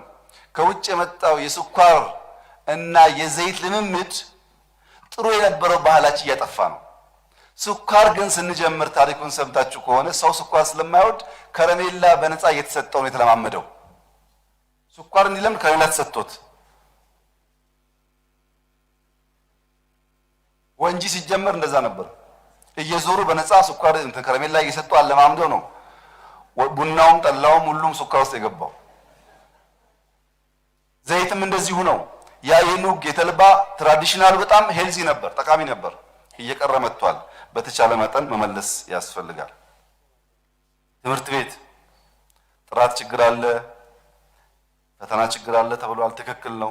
የተከበሩ ምክር ቤት አባል ትምህርት ቤት ባለፉት 3 ዓመታት 2150 ትምህርት ቤት ገንብተናል። ከኬጂ እስከ ሃይ ስኩል 2100። ይሄ ሙሉ ትምህርት ቤት ነው። ከ15000 በላይ ክላስሩም ገንብተናል። ትምህርት ቤቱ እያለ ተጨማሪ ክላስሩም ብለን ኮሮና ከሰጠን ጸጋ አንዱ ክላስሩም እናስፋ የሚለው ነው። ሰው ገሎብናል፣ ኢኮኖሚ ጎርቶብናል፣ እውነት ነው። ትምህርት ቤት ግን ብዙ ክላስሩም ጨምረናል፣ ሰው እንዳይተፋፈን ብለን 15000 1.7 ሚሊዮን ተማሪ ኢትዮጵያ ውስጥ ዛሬ ይመገባል። ይሄ በጣም የሚገርም የሚያስደስት ተአምር እኮ ነው። 1.7 ሚሊዮን ተማሪ በቀን 2 ጊዜ ትምህርት ቤት በነፃ ይመገባል። ይሄን የምናውቀው አሜሪካ ነበር፣ ኢትዮጵያ ተጀምሯል። በቂ ነው አይደለም፣ ብዙ ስራ ያስፈልጋል። ጅማሮ ግን ዲናይ መደረግ የለበትም። ኢንዱስትሪን በሚመለከት ኢትዮጵያ ታምርት የሚባል በጣም ጥሩ ጅማሮ የኢንዱስትሪ ሚኒስቴር ጀምሯል። ዋና ዓላማው አጠቃላይ ያሉ ኢንዱስትሪዎች ቢያንስ 50% ማምረት እንዲችሉ ነው። ይሄ ጅማሮ ጥሩ ውጤት እያመጣ ነው፣ ይጠናከራል። ግን ይሄ ብቻ አይደለም። ከሪፎርም በፊት ኢትዮጵያ 3 ኢንዱስትሪያል ፓርክ ነበራት፣ ሐዋሳ፣ ኮምቦልቻና መቀሌ። ከሪፎርም በኋላ 12 ገንብታለች፣ 3 አግሮና 9 ኢንዱስትሪያል ፓርክ። በየትኛው መመዘኛ በየትኛውም ቁጥር በኢንዱስትሪም በትምህርትም በስኳርም በቴሌም በአየር መንገድም በመንገድም ከፈለጋችሁ በመብራትና በውሃ ይወዳደር አይችልም። አስደማሚ እመርታዎች አሉ። የሚተጉ የሚለፉ ኢትዮጵያውያን በየቦታው ስላሉ የሚሰሩ ሰዎች አሉ። ነገር ግን በዛው ልክ የሚሰርቅ የሚያላግጥ ወሬ የሚተነትን መፍትሄ የማያመጣ ደግሞ ስላለ ከዚያ በላይ መሄድ ሲገባን የቀነሰ ነገር ይኖራል። ኢንዱስትሪ ላይ የኢነርጂ፣ የፋይናንስ፣ ሎጂስቲክስ እና ቢሮክራሲ ችግር ቢፈታ እና ከ50% በላይ ቢያድግ ምርታችን በእርግጠኝነት በከፍተኛ ደረጃ ለውጥ ያመጣል። ኢንዱስትሪ ውስጥ ሁለት ነገር ማየት አለባቸው። አንደኛ አጓ ቀርቶ እያለ እኮ ዘንድሮ የኤክስፖርት ኢንዱስትሪያችን አድጓል። በሚቀጥለው 15-20 ቀን በጀት ሲዘጋ ስለማቀርብ እዛ ዲቴል አልገባም ብዬ ነው። አጓም ተዘግቶ ጫናም እያለ እኮ የኤክስፖርት ምርታችን ኢንዱስትሪ አድጓል እንጂ አልቀነሰም። ግን እሱ ብቻ አይደለም፣ ኢምፖርት ሰብስቲዩሽን ላይ በጣም ከፍተኛ ስራ ሰርቷል። በጣም ከፍተኛ ኮል፣ ገብስ፣ ልብስ፣ ጫማ፣ ዩኒፎርም በጣም በርካታ ነገር ሀገር ውስጥ እያመረትን ድሮ ቢሊየንስ የምናወጣባቸው ማለት ነው። ግብርናን በሚመለከት በጣም ሰፋ ያለ ጊዜ ወስጄ መናገር የምፈልግበት የምችልበት ሀሳብ ነው። ግን እንዳልኩት በሚቀጥለው ጥቂት ሳምንታት ውስጥ መልሰን በጀት ስለምናይ ጥቂት ሀሳብ ብቻ ላንሳ። አንደኛ ግብርናን በሚመለከት የተከበረው ምክር ቤት በመጠኑም ቢሆን እንኳን ደስ ያላችሁ ዘንድሮ ከ5000 ትራክተር በላይ በኢትዮጵያ ደረጃ ለግብርና ስራ አውለናል። ይሄ ትልቅ ምርታ ነው። ሰዎቻችን በሬ ከማግፋት ወደ ትራክተር እንቀይር ያልነው 5000 ደረስንና ከምናርሰው መሬት 28%ን በማሽን አረስን በትራክተር። ይሄ 5000 እንደምንም በ2-3 ዓመት 10000 ቢደርስ ኢምፓክቱን እናንተ አስቡት። አንደኛው ጥሩ ዜና ትራክተር ኮምባይነር መጠቀም እድላችን እያደገ እየሰፋ መምጣት ነው። ሁለተኛው ክላስተር ነው። ክላስተር ብለናል። አሁን 45% ከምናርሰው መሬት ክላስተር ገብቷል። ቢያንስ 50 55 60 ቢደርስ በእጅጉ ያግዘናል። 45ቱን ቀላል የሚባል አይደለም። ይሄን አድርገን ባለፈው በመኸር 336 ሚሊዮን ኩንታል ያመረት ነው። የበጋ ስንዴ ሁለተኛው ዙር አላለቀም። እንደምታውቁት ለምሳሌ ባሌ 154000 ሄክታር ገና አልተሰበሰበም። በርካታ ቦታም እንደዚህ ያለ ገና ይገቡ ያን ተጠበቀው ሆኖ ቢያንስ 23 24 25 ሚሊዮን ኩንታል ይጠበቃል። ከዛ በላይ የሚገፋ ግምት አለ። ሚኒመም ግን 24 23 ሚሊዮን በዝቅተኛው እናስገባለን የሚል ግምት አለ በአንደኛው ዙር ካየነው አንፃር።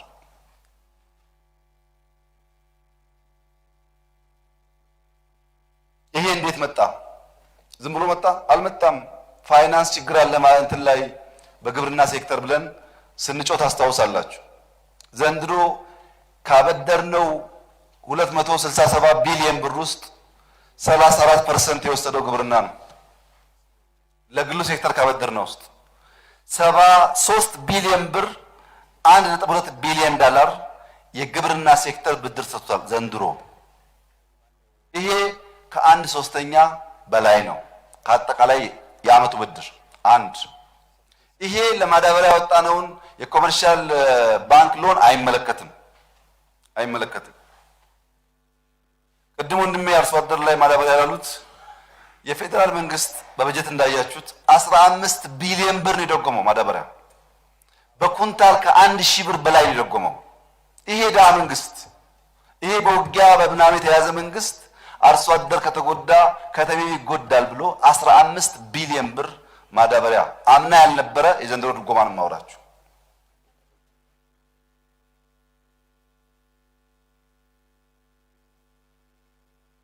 ይሄ ተሰርቷል። እዚሁ ጋር የተከበራቱ ክርስቲያን የመጣሁበት አካባቢ ለማረስ ተቸግሯል በኦፕሬሽኑ ምክንያት ስላሉ ኦፕሬሽኑን በኋላ መጣበታለሁ። ያው እሳቸው በጣም አምራች ከሆነ አካባቢ ስለመጡ ስለምርት ይገባቸዋል።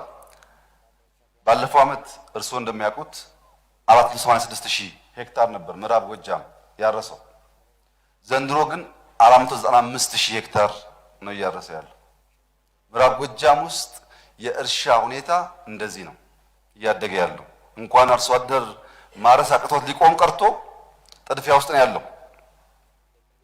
ሁለተኛው ዘንድሮ የአማራ ክልል ትራክተር ገዝቶ ለአርሶ አደር ሲያርስ 19 ትራክተር በቁጥር ከሁሉም ዞን አንደኛ የወሰደው ምዕራብ ጎጃም አንደኛ የወሰደው። ሶስተኛ ማዳበሪያ በሚመለከት ለአማራ ክልል ከተሰጠው ማዳበሪያ ትልቁን ቁጥር የወሰደው ምዕራብ ጎጃም። ለምን? አምራች ስለሆነ። መፈናቀልን በሚመለከት ቀደም ሲል በነበረው አምና በነበረው ግጭት ከተለያየ አካባቢ የተፈናቀሉ ሰዎች በየዞኑ በየወረዳው አሉ እርሶ እንዳሉት። ነገር ግን የአሁኑ ኦፕሬሽን በሚመለከት ከዚያ ጋር አስተካክለው ስላነሱ የአሁኑ ኦፕሬሽን በሚመለከት በምዕራብ ጎጃም አንድ ሰው አልተፈናቀለም። ሁለት አይደለም፣ አንድ ሰው። ነገር ግን ከትናንትና ወዲያ 3 ቀበሌ ላይ በረዶ የቀላቀለ ዝናብ ዘንቦ ነበር። ሰምቶ እንደው አላውቅም። 3 ቀበሌ ላይ በረዶ የቀላቀለ ዝናብ ዘንቦ ዜጎቻችን አርሶ አደሩ የተፈናቀለ ቤቱ ይለቀቃ ያለ ፌደራልም ክልልን ተባብሮ እያገዛቸው ነው ያለው። ለማቋቋም መፍጠን ያስፈልጋል። በጣም የሚሰራ ህዝብ ነው። ቶሎ አቋቁመን ስራ ካላስገባ ነው እኛው እንጎዳለን። ከዚህ ውጭ ኦፕሬሽኑን በሚመለከት ግን የተፈናቀለ ሰው የለም። ኦፕሬሽኑን በኋላ እመጣበታለሁ።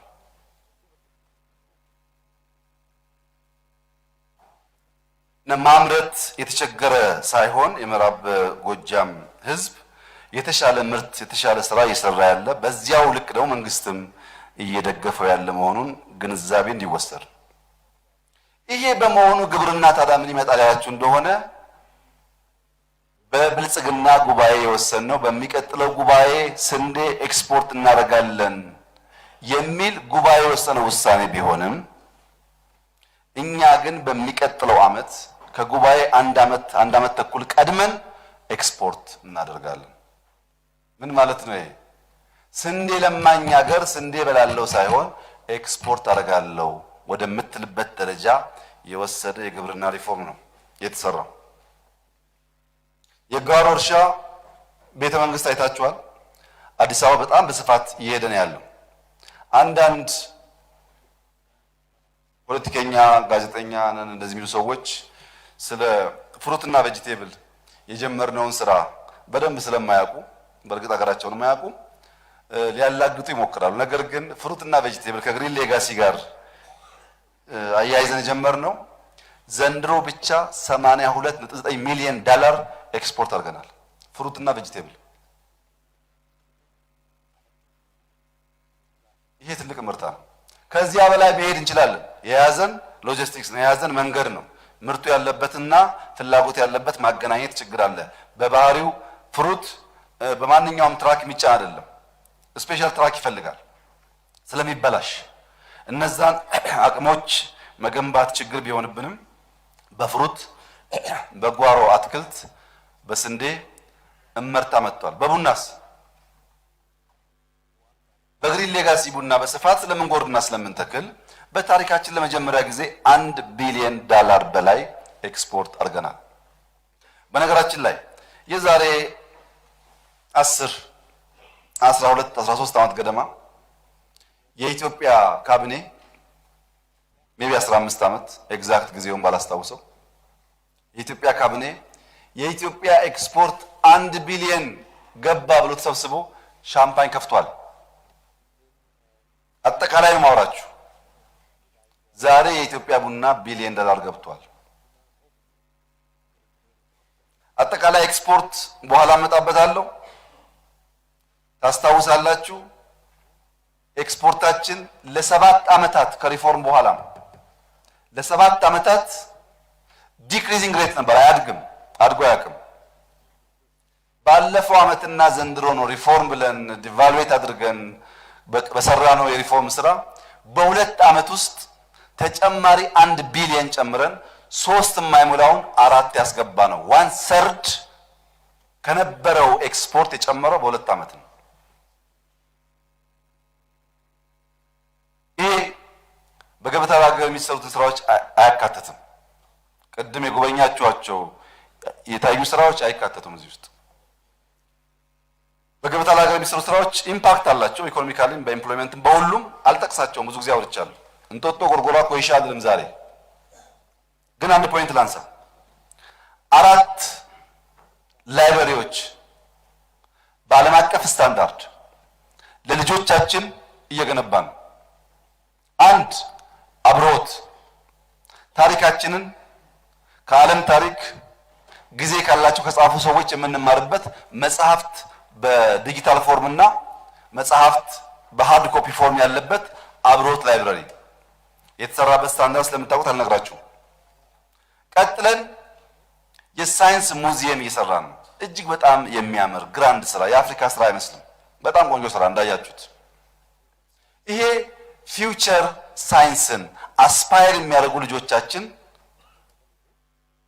በቀለለ መንገድ ትምህርት የሚያገኙበት ነው። ለምሳሌ እኔ ስለ ዩኒቨርስ ፀሐይ ትልቅ ናት፣ ጨረቃ ትንሽ ናት፣ ፀሐይና ጨረቃ ይሄን ያክል ይራራቃሉ የሚለውን ስለ ዩኒቨርስ ያለኝ ግንዛቤ ዩኒቨርሲቲ እስከገባሁበት ጊዜ ድረስ ስማቸውን ነው የማውቀው እንጂ አይዲያ አልነበረኝም። ከኮምፒውተር በኋላ ነው ግንዛቤ ያገኘሁት። አሁን ሳይንስ ሙዚየም ብትሄዱ ሲሊንጉ ላይ ጣራው ላይ ሰማይ ተሰርቶ ዩኒቨርስ አለ። የሁለት ዓመት ሶስት ዓመት ልጅ ያቺ ፀሐይ ናት፣ ያ ጨረቃ ነው፣ ያ መሬት እያል ፕላኔቶች ጋር እንተዋወቅ እናደርጋለን። ይሄ እድልኛ አልነበረንም። ልጆቻችን አላቸው። ለምን? ደህንነትን መበቀል ስለሚያስፈልግ በልጆቻችን። ሳይንስ ሙዚየም ፊውቸር ሳይንስ ነው። ይሄ ብቻ አይደለም። ከቦይንግ ጋር ከአጉስታ ጋር የተነጋገርን ያለ ነው። የቦይንግ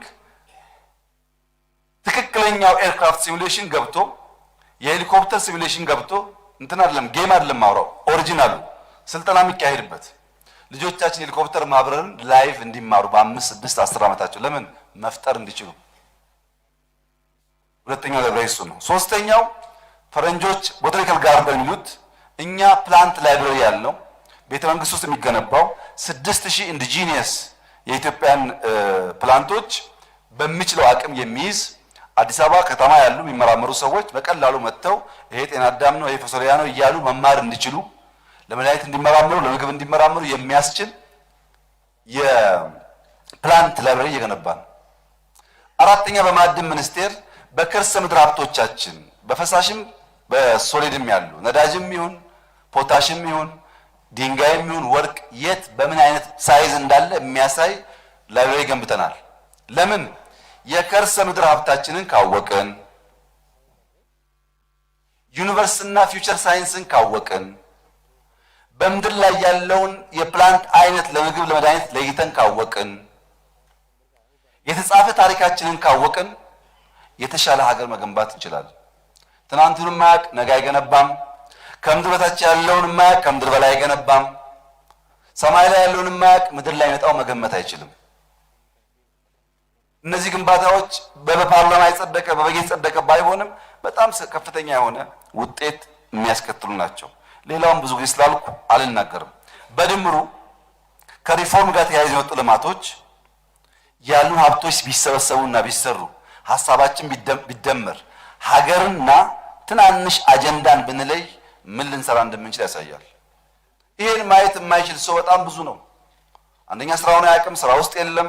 ዝም ብሎ ሲተነትን ይውላል፣ በዛ ውስጥ ውስጡን እየበላ በራሱ ንግግር ራሱን እየበላ ይኖራል። ከዚህ ወጥተን በፖዚቲቭ ተውት ሰርተን ልማት ምርጥ ነገር እንድናመጣ ውስጣችን መፈተሽ ያስፈልጋል። ተውት ራሱ ሪፎርም የሚሰራው ከጭንቅላት ስለሆነ እና ይሄ ሁሉ ግን እያለ ይሄ ሁሉ የሚያምር ዜና እያለ የዋጋ ንረቱን አልቻልነውም። በየዓመቱ ዋጋ እየጨመረ ነው። ችግር አለ። ምርት ዋጋ እየጨመረ ነው የሚል ሐሳብ ገዢ ሐሳብ ነው። ንግግር ይፈልጋል። አንደኛ ኢንፍሌሽን ጋር ተያይዞ ያለው ነገር በጣም አስጠሊታ የሚያደርገው የሚጎዳው ድሃውን ማህበረሰብ ነው። ችግርተኛውን ስለሚጎዳ ለችግርተኞች የቀረበ ልብ ያላቸው እንደኛ አይነት ሰዎች ይታመማሉ፣ አይወዱትም። ድሃን ነው የሚጎዳው። መግዛት የማይችሉ ሰዎች ይጎዳሉ። ምክንያቱ ብዙ ነው። ያን ለመፍታት ብዙ ጥረት ተደርጓል። የምርት እጥረት እና የፍላጎት እድገት አንድ ምክንያት ነው። የንግድ ስርዓት መዛባት ሁለተኛ ምክንያት ነው። ሎጂስቲክስ ምርቱ እያለ ማቅረብ አለመቻላችን፣ መንገዱም ተዋኩም ተጨምሮ ሌላ ምክንያት ነው። ግጭት፣ መፈናቀል ሌላ ምክንያት ነው። የፋይናንስ አጠቃቀም ሌላ ምክንያት ነው። ከዚህ ውጭ ግን በዓለም ደረጃ ያለውን የኢንፍሌሽን ሁኔታ ጊዜ ወስዳችሁ ማየት ይኖርባችኋል። ስለ ኢትዮጵያ ኢንፍሌሽን ስታወሩ ዓለም ላይ ምን እየሆነ እንዳለ በጣም ማወቅ ያስፈልጋል። ዛሬ ቬንዙዌላ 1198% ኢንፍሌሽን አለ። 1198%። ዛሬ ሱዳን 340% ኢንፍሌሽን አለ። ሊባኖን 201% ኢንፍሌሽን አለ። ሶሪያ 179% ኢንፍሌሽን አለ። አርጀንቲና 51% አለ። ቱርክ 36% አለ። ኢትዮጵያ 33% አለ። ይሄ የኔ ዳታ አይደለም፣ የዓለም አቀፍ ዳታ ነው። 33% አለ። ትንሽ ነው አይደለም፣ በጣም በጣም ከባድ ነው ለኢትዮጵያ።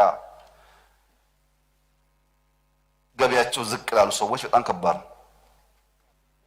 ዋናው ጉዳይ ኢንፍሌሽን እንዳለ አውቆ ኢንፍሌሽንን መናገር መተንተን ሳይሆን ምን እያደረግን ነው ሚሊዮን ጉዳይ መገንዘብ ጥሩ ነው። አንደኛ ኮሮና መጥቶ መሬት ጦም አይደርስ እንዴ በጋ ባንል ኖሮ ምን ይውጠን ነበር ብለን ነው ማሰብ ያለብን። የስንዴውን ድል ብዙ ወዳጆቻችን ጎረቤቶቻችን እያሰቃየ ያለው ስንዴ ጉዳይ እኛ በዚያ ደረጃም ባይሆን ፋውንዴሽን ለመጣል ያስቻለን ቀድመን የሰራነው ስራ ነው። ሁለተኛ ድጎማ። ይሄ ደሃ ሀገር በድጎማ ምክንያት በጣም እንደበለጸጉ ሀገሮች ነው። ኢትዮጵያ ውስጥ መብራት ይደጎማል። ቺፐስት መብራት ክፍያ ያለው ኢትዮጵያ ውስጥ ነው። የትም ጎረቤት ሀገር አታገኙም እንደዚህ።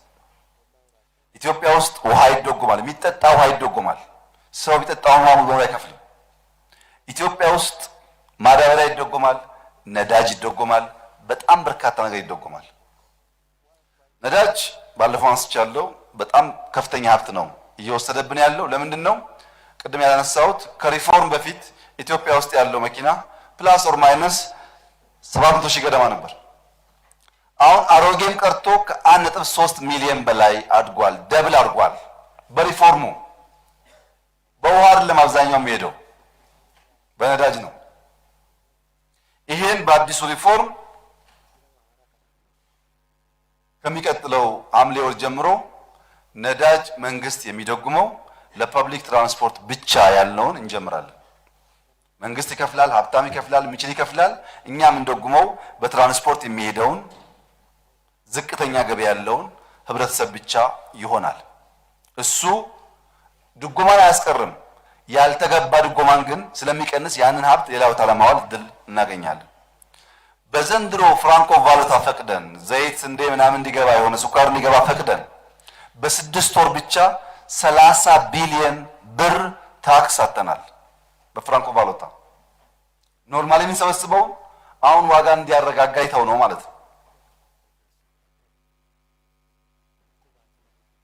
አዲስ አበባ ላይ ብቻ ያለውን ፋክት ላንሳ ለግንዛቤ እንዲሆን። አዲስ አበባ ላይ 628,000 ተማሪ በቀን ሁለቴ ይመገባለን። ዝቅተኛ ገቢ ያላቸው ሰዎች ልጆቻቸው ከትምህርት እንዳይቋረጡ። ያ አይበቃም ብለን በ6 ማዕከላት ከቆሼ የሚመገቡ በቀን አንዴ የማይመገቡ ሰዎች በነፃ በሰልፍ የሚመገቡበት 6 ማዕከላት ገንብተን አዲስ አበባ ውስጥ በነፃ ይመገባሉ ሰዎች። ሄዳችሁ ማየት አለባችሁ። ስጠይቅ አልመጡም ስለተባለ ማለት ነው። አሁን ተጨማሪ 6 ማዕከላት እየገነባን ያለነው አንዴ የማይበሉ ሰዎች ሄደው ምግብ መብላት የሚደፉ እንዳይደፉ የሚቸገሩ እንዳይቸገሩ ለማገናኘት ማለት ነው። ማዕድ ማጋራት በሀገር ደረጃ በጣም በርካታ ሰዎች እናንተን ጨምሮ ብዙ ደጋጎች ባደረጉት እርዳታ በጣም በርካታ ሰዎች በልተው ማደር ችለዋል። ማዕድ ማጋራት ባጌት ውስጥ አይታይም፣ በኢንፍሌሽን ውስጥ ግን ትርጉም አለው። ምግብ የሚቸገሩ ሰዎች ምግብ እንዲያገኙ እድል ይሰጣል። ቤት እድሳት አዲስ አበባ ውስጥ ከ8,000 በላይ የድሃ ቤት በማደስ በመገንባት ስራ መሰራቱን ታውቁ ይሆናል። ከ8,000 በላይ አሁንም በጣም በርካታ ቤት የተገነባ ይገኛል። ከዚህ ቀደም አስጨላችሁ ነበረ። ምርት ውጭ አለ፣ ምርት እናምጣ፣ የእሁድ ገበያ እናስፋፋ ብለን 80 የእሁድ ገበያ አዲስ አበባ ውስጥ ተፈጥሮ ከ31 ዙር በላይ ሽያጭ አካሂደዋል 80 ቦታ ላይ። ይሄ ወንድም ያነሱት የዋጋ መረጋጋት ላይ ከፍተኛ ሚና ነበር፣ በጣም ከፍተኛ፣ መጠናከር አለበት። የእሁድ ገበያ አዲስ አበባ ብቻ ሳይሆን አዳማም፣ ባህር ዳርም ከተሞች ጋር ያሰፋን ከአቅራቢያው ደግሞ እህል እየመጣ ምግብ እየመጣ የሚሸጥበትን መንገድ ብናመቻች ዋጋም ያረጋጋል፣ ድሃም ባነሰ ወጪ የተሻለ ነገር ማግኘት ይችላል። ሌላው ዳቦ ነው። ዳቦና ፋብሪካን ያገናኘን እኮ እኛ ነን። ዳቦ አዲስ አበባ ብቻ በጣም በርካታ የሚጋግሩ ትናንሽ ተቋማት፣ መለስተኛ ተቋማት ያሉ ቢሆንም ተደምሮ 20 ምናምን ሺህ ዳቦ ነው የሚጋግሩት በቀን። በጀመርነው ሪፎርም ሸገርና ብርሃን፣ ሸገር በሼክ መሐመድ አላሙዲ የተገነባውና ብርሃን በቀዳማዊት እመቤት ኦፊስ የተገነባው ብቻ ከ2 ሚሊዮን ዳቦ በላይ በቀን ይጋግራሉ። ያ አልበቃ ብሎ አዲስ አበባ ተጨማሪ 10 መለስተኛ ፋብሪካዎች ገንብቷል። አብዛኛዎቹ ቴስት እያደረጉ ነው። የአዲስ አበባ 10ና እነዛ ሁለቱ ሲጨመሩ 3.4 ሚሊዮን ዳቦ በቀን መጋገር የሚያስችል አቅም ተፈጥሯል። ይሄ አልነበረም፣ አዲስ አበባ ውስጥ አልነበረም። ይሄ ድሃን ለማገዝ ነው። በቂ ነው አይደለም። 10 ሚሊዮን መግባት አለበት። ትናንሽ ፋብሪካ አብዝተን ስንዴ ምርት አብዝተን ዳቦ ሰው የማይቸገርበትን መንገድ መፍጠር አለብን። ጅማሮ ግን ተስፋ ሰጪ ነው። ከ20 ሺህ 3 ሚሊዮን ማስገባት ቀላል ነገር አይደለም። ከ3 ሚሊዮን 6 ይቀላል ከ20 ሺህ 3 ከማስገባት። ይሄ ብቻ አይደለም እኮ ኢንፍሌሽን መጣ ብለን የጓሮ አትክልት ብለን የጀመርነው ዘመቻ እንዳያችሁ ቤተ መንግስት ብቻ እኮ ከ200 በላይ እናቶች በ15 ቀን በ20 ቀን ይወስዳሉ እኮ እየመጡ ቤተ መንግስት ብቻ። ቸርቹ ቢሰራ፣ ሃይ ስኩል ቢሰራ፣ መስጊድ ቢሰራ፣ ፓርላማ ቢሰራ፣ ሁሉ ሚኒስተር ቢሰራ፣ ሁሉ ክፍለ ከተማ ቢሰራ ምን ይመጣላችሁ ደግሞ አስቡ። ሁላችን ብናመርት አዲስ አበባ በጣም ብዙ ሰው ሳይቸገር ሊበላ ይችላል። ቢያንስ እኛ በልተን ሲተርፈን ሳንደፋው ሰዎች ይበሉት ነበር ቢያንስ። ይሄ ቅድም እንዳነሳሁት ስራ ይፈልጋል። በድምሩ ኢንፍሌሽን የሚባለው ጉዳይ ኢትዮጵያ ውስጥ በማክሮ ሞክረን በከፍተኛ ደረጃ ቻሌንጅ ያደረገን ነገር ከመሆኑ በተጨማሪ ዓለም ላይ የተፈጠረው ነገር የኛ ውስጥ ውጊያ የውጭ ውጊያ ተጨምሮ በጣም ከፍተኛ የሆነ ጫና ፈጥሯል። ያን ለመቋቋም ምርትን ለማስፋት በከተማም በገጠርም የተደረገ ያለው ጥረት ተጠናክሮ መቀጠል አለበት። ሁላችን መልፋት አለብን። ክፍት ቦታ ማየት የለብንም። ጎመን፣ ሰላጣ፣ ቆስጣ፣ ቃሪያ በየቦታው መታየት አለበት። እንደ ዘይት ያለ በአጭር ጊዜ የማንመልሰውን በሌላ መንገድ እንጋፈጠው።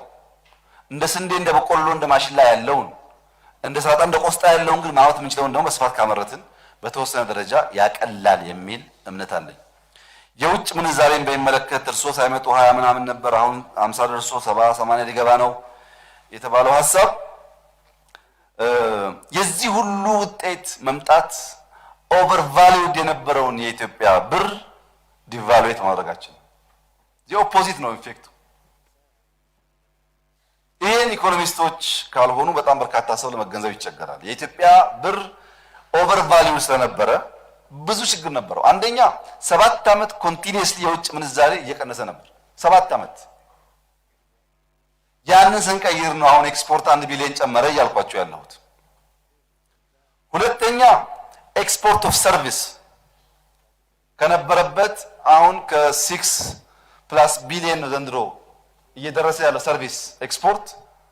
ይሄ ቼንጅ የመጣው ዲቫሉዌት ከማድረግ ጋር የተያያዘ ነው። ሬሚታንስ ኢትዮጵያውያን ወደ ሀገር ውስጥ የሚለኩት ገንዘብ የብሩ ዋጋ ከአቅሙ በላይ በመለጠጡ ምክንያት ኢንፎርማል ማርኬቱ ነበር የሚሰበስበው። አሁን ሬሚታንስ በተወሰነ ደረጃም ቢሆን እያደገ መጥቷል። ፎሬን ዳይሬክት ኢንቨስትመንት ኤፍዲአይ ዘንድሮም ጭምር ያደገው በዚህ ስራ ነው። ማክሮ ያናጋው አንዱ ነገር ኦቨር ቫልዩድ የሆነው የኢትዮጵያ ብር ነበር። እንግዲህ ብርን በሚመለከት የዓለም መገበያያ መካከለኛ ወርቅ ነበረ። 50-60 ዓመት ገደማ ሪፎርም ብለው ወረቀት አደረጉት። ወርቁ ወደ ወረቀት ከተቀየረበት ጊዜ ጀምሮ የእኛን ኢኮኖሚ ኢምፓክት የሚያደርግበት ልክ ተቀይሯል። በጣም ሃርድ ከረንሲ የሚባል ድሮ ወርቅ ነበር፣ ከረንሲው ብሩ ወረቀቱ ሳይሆን። አሁን ደግሞ የኛ ጂዲፒ ኒርሊ 40-30% ፕላስ ገደማ ከዓለም ገበያ ጋር ተሳስሯል። እዛ የሚፈጠረው ማንኛውም ነገር እኛን ኢምፓክት ያደርገናል። ኦቨር ቫልዩድ በመሆኑ ምክንያት የተፈጠረው ችግር አንደኛው ዕዳ መክፈል ነው። ዘነጋችሁት እንጂ 58.6 59% ገደማ ከጂዲፒ የኢትዮጵያ ሀብት ዕዳ ነበር። ሪፎርም ሲመጣ ውጊያም ብንዋጋ ኮሮናም ቢኖር ይሄ ሁሉ ጉዳይ ቢኖር 58.6 የነበረውን የኢትዮጵያ ዕዳ ወደ 51.5 አውርደነዋል። የውጩን ከ30.6 ወደ 26.5 የሀገር ውስጡን ከ28.5 ወደ 25 አውርደናል። ይሄ የሆነው ኦቨር ቫልዩድ የሆነውን ገንዘብ በመጠኑ ቢማስተካከለን ፓራል ማርኬት ያለውን ፓወር መቀነስ ስለቻለን።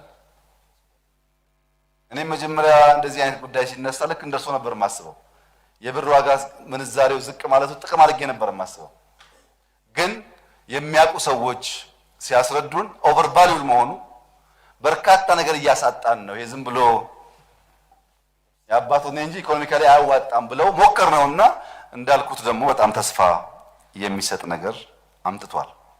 ሌላው እርሶም እንዲያዩት የምፈልገው ነገር ከሪፎርሙ በፊት ኢትዮጵያ ውስጥ ዶላራይዜሽን የሚባል ነገር ተጀምሮ ነበር። ለውሃም ለጥርስ መፋቂያም አብዛኛው ነገር የዶላር ከዱባይ ከምናምን መግዛት በጣም እየበዛ ነበር። ፓራላል ማርኬቱ ብዙ ሀብት ስላለው መንግስት ይቸገራል፣ ግን አብዛኛው ሰው ደግሞ በሀገር ውስጥ ምርትም ቢኖር በዶላር ይጠቀም ነበር። ጥርሴን አሞኛል ታክሜ ልምጣ ይላል። ያ ዶላራይዜሽን እየቆየ ሲሄድ ኢኮኖሚያችን የሚያናጋ ስለሆነ ዲቫሉዌት ማድረጋችን አሁን ባለው ሁኔታ ውስጥ ኢኮኖሚ ያነቃቃ እንጂ የጎዳ አይደለም። ይህን እንደተጠበቀ ሆኖ የተከበሩ የምክር ቤት አባል በአፍሪካ ውስጥ የትም አገር ቢዞሩ የትም አገር እንደ ኢትዮጵያ አይነት ፓብሊክ ኢንቨስትመንት የሚያደርግ አንድ መንግስት አያገኙም። አንድ መንገድ 22000 እያልኩት የቆመ ኮይሻ አሁን 40% ደርሷል። ቆሞ የነበረ በስኳር ቅድም ያነሳሁት አለ።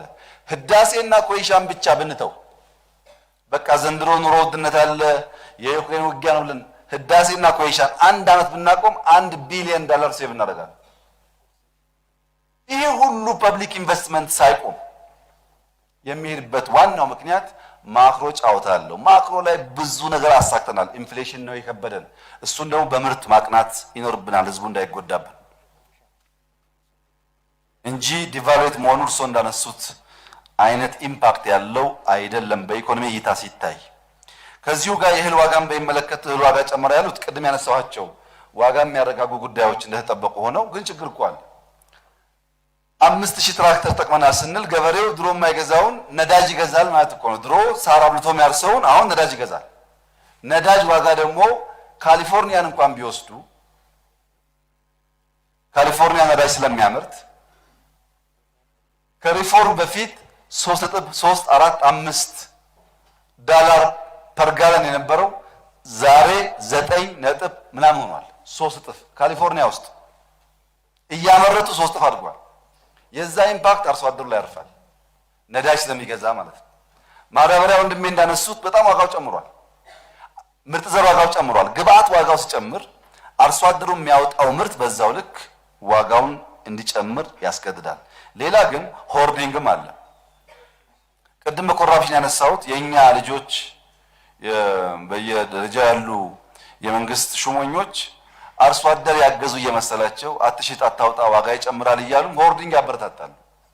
ምርቱ እያለ የማይወጣ አለ። ምርት ኖሮ ዘንድሮ ብቻ እንደው ቁጥሩን አልናገርም በደንብ ማጥራት ስላለብን ቀላል የማይባል ቁጥር ስንዴ ወደ ጎረቤት ሀገሮች ወጥቷል። ኮንትሮባንድ ዘንድሮ በህጋዊ አይደለም፣ በኮንትሮባንድ ይወጣል። ሆርዲንግ አለ። አጠቃላይ የግብአት ዋጋ መጨመር አለ።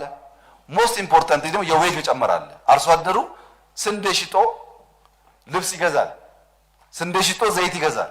ዘይት ዋጋ ከጨመረበት አውቶማቲካሊ ኢምፓክት አለው ማለት ነው። ይሄንን ታሳቢ ማድረግ ያስፈልጋል። 1000 ብር ነበረ በሺህ ይቀጥል ካል አርሶ አደሩን ስለምንገለው ከሞተ ደግሞ አያርስልንም እና እሱም በሚደክመው ልክ ተጠቃሚ የሆነ እንዲሄድ። ነገር ግን ዝቅተኛ ገንዘብ ያላቸው ሰዎች ኢንካም ያላቸው ሰዎች ደግሞ ጭራሽ መኖር የሚታክታቸው እንዳይሆኑ መፍጨርጨር አለብን። እንስራ ነው መፍትሄው። ቁጭ ብሎ ጉርሻ የለም፣ እንስራ። ውጭ ስንዴ እንረስ፣ ከተማ ውስጥ ደግሞ ሳጣ ቆስጣ እንረስ። ያኔ እየተረጋጋ ይሄዳል። ቁጭ ብለን ተጠቅሎ የሚጎረስ ጉርሻ ከጠበቅን ግን ከመለመን ነፃ መሆን አንችልም። ቅድም እንዳነሳሁት 10 ምናምን 20 ዓመት ናት ማክሲመም። ካሁን በኋላ ሂሳቡን አስተካክለን ሁላችንም መሮጥ ከቻልን ሊቀየር ይችላል። ህዳሴ እንዴት እየሄደ ነው? ህዳሴ ይገርምሻል፣ በጣም ጥሩ እየሄደ ነው። ከዛ ያለፈውን ህዳሴ በባህሪው ራሱ ስለሚናገር ራሱ እንዲናገር መተው ጥሩ ነው። የ10 ዓመት እቅድ በጣም በርካታ ፈተናዎች አሉ። እነሱን ተቋቁሞ ባቀደው መሰረት የብልጽግና ፋውንዴሽን እንዲጥል እንጠራለን። ጥረታችን እሱ ይሆናል።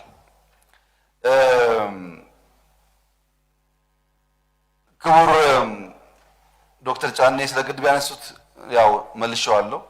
ግድቡ እርስዎ እንደሚያውቁት በጣም እየተፋጠነ ያለው ምርጫ ዴሞክራሲያዊ ያደርጋሉ ብለው ነበር ስላሉት የዴሞክራሲ ምርጫ ውጤት ነው እርስዎም እዚህ መቀመጦ። ያው ድፍን ኢትዮጵያ እንደሚያውቀው ፐርፌክትም ባይሆን እስካሁን ከነበረው ምርጫ የተሻለ ምርጫ አካሂደን ነው እርስዎም እዚህ ያሉትና ያው እንዲህ ደግሞ ሂደት ነው እንደሚያውቁት። በሚቀጥለው ሞር ኢምፕሩቭ እናደርጋለን። እንደዛ እያለ የሚሄድ ይሆናል። ምርጫን በሚመለከት ሪፎርሙ መልሻለሁ፣ ወሰን መልሻለሁ፣ አሻግራችኋለሁ ወይ አሁንም ይላሉ ላሉት ይሄ ነገር ይጠፋውታል ብዬ ገምቼ አላውቅም ነበር።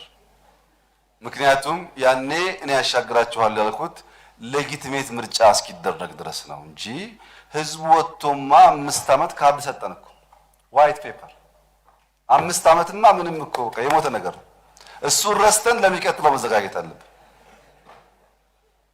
ምርጫ አድርጎ ለሊት 9 ሰዓት ተሰልፎ